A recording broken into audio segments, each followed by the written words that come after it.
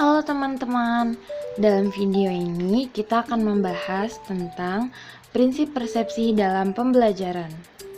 Nah, setelah mempelajari materi ini, kalian diharapkan dapat mengetahui prinsip-prinsip persepsi dalam pembelajaran dan mampu menyebutkan prinsip-prinsip persepsi dalam pembelajaran. Apa sih persepsi itu? Persepsi adalah proses psikologi seseorang yang menyangkut aktivitas mengindra, mengintegrasikan, dan memberikan penilaian atau makna pada objek-objek fisik maupun objek sosial pada lingkungannya. Nah, langsung aja yuk kita bahas prinsip-prinsip persepsi. Prinsip persepsi yang pertama yaitu persepsi lebih bersifat relatif daripada mutlak. Tingkatan stimulus yang dipersepsikan bersifat relatif terhadap pengalaman saat ini atau pengalaman masa lalu yang bertindak sebagai rujukan untuk menilai stimulus. Ketika pengalaman masa lalu berada pada tingkatan yang tinggi, stimulus baru akan dianggap remeh. Tapi ketika pengalaman masa lalu berada pada tingkatan yang lebih rendah, stimulus yang baru akan dianggap lebih penting.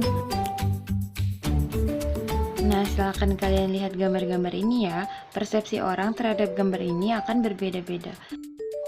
Kemudian, prinsip persepsi yang kedua yaitu persepsi bersifat selektif.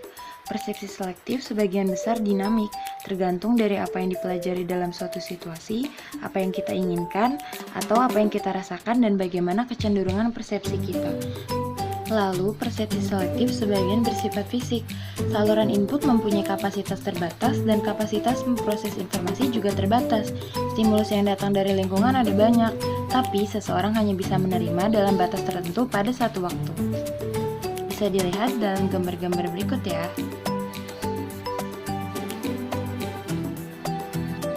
Nah, prinsip persepsi yang ketiga ini giliran kalian untuk baca dan memahami sendiri ya.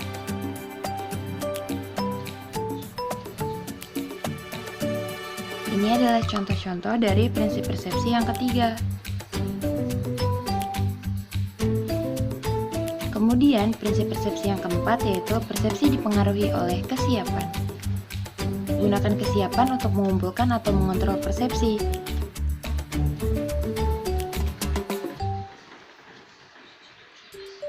Kemudian, gunakan kesiapan untuk persepsi yang berbeda atau bebas.